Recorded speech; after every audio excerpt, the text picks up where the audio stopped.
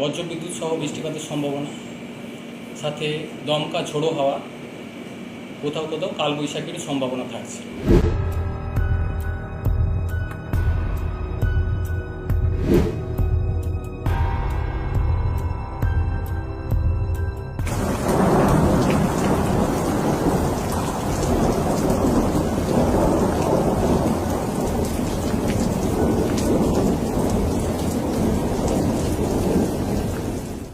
ছয় থেকে 8 তারিখের মধ্যে তাপমাত্রা অনেকটাই কমবে, প্রায় 4 থেকে 6 ডিগ্রি মতো তাপমাত্রা কমার সম্ভাবনা রয়েছে। ধীরে ধীরে কমে বেশিরভাগ জায়গাতেই স্বাভাবিকের কাছাকাছি চলে আসবে বা স্বাভাবিকের নিচেও তাপমাত্রা নেমে আসার সম্ভাবনা রয়েছে।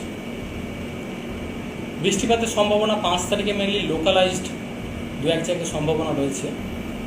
মেনলি বীরভূম, মুর্শিদাবাদ, পূর্ব বর্ধমান, নদিয়া, উত্তর দক্ষিণ 24 পরগনা, পূর্ব মেদিনীপুর, এই জেলাগুলো হয়তো 2-1 জায়গায় লোকালাইজ ধরনের হালকা বৃষ্টিপাত, থান্ডারস্টর্ম অ্যাক্টিভিটির সম্ভাবনা থাকছে 5 তারিখে। 6 থেকে 7 তারিখ ইন্টেন্স স্পেল হওয়ার সম্ভাবনা রয়েছে দক্ষিণবঙ্গের জন্য। 6 থেকে 7 তারিখের মধ্যে বজ্রবিদ্যুৎ সহ বৃষ্টিপাতের সম্ভাবনা, সাথে দমকা ঝোড়ো হাওয়া, কোথাও কোথাও কালবৈশাখীর সম্ভাবনা থাকছে। 8-9 তারিখেও বৃষ্টিপাত কন্টিনিউ করবে, দমকা হাওয়া কিছুটা থাকবে। মেন ইন্টেন্স স্পেলটা 6 থেকে 7-এর মধ্যে দক্ষিণবঙ্গে সম্ভাবনা থাকছে।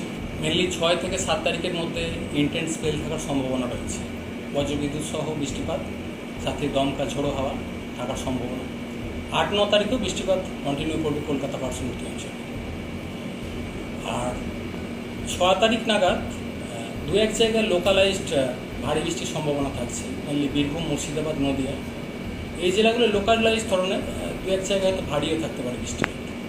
7 তারিখে বৃষ্টিপাতের পরিমাণ কিছুটা বেশি থাকবে উপকূলের কাছাকাছি জেলাগুলো, মেনলি পূর্ব মেদিনীপুর, উত্তর দক্ষিণ 24 পরগনা, এই জেলাগুলো এবং সাথে সংলগ্ন যে জেলাগুলো রয়েছে, এইসব জায়গায় ইন্টেন্সিটিটা তুলনামূলকভাবে বেশি থাকবে।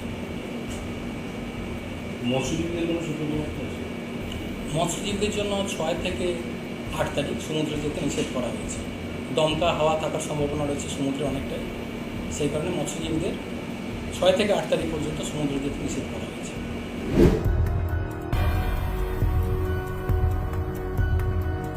ইন্টেন্স স্পেলটা 6 থেকে 7-এর মধ্যে দক্ষিণবঙ্গে সম্ভাবনা থাকছে। উত্তরবঙ্গের জন্য 5 তারিখ থেকেই বৃষ্টিপাতের সম্ভাবনা বাড়ছে।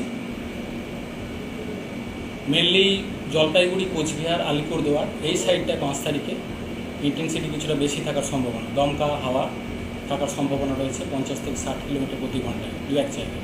অন্যান্য জেলাগুলোতেও উত্তরবঙ্গে বৃষ্টিপাতের সম্ভাবনা রয়েছে 5 তারিখে দমকা হাওয়ার সাথে। 5 থেকে 7 এই পিরিয়ডটায় উত্তরবঙ্গে কিছুটা ইন্টেন্স থাকবে, বজ্রবিদ্যুৎ সহ বৃষ্টিপাত, দমকা ঝোড়ো হাওয়া থাকবে।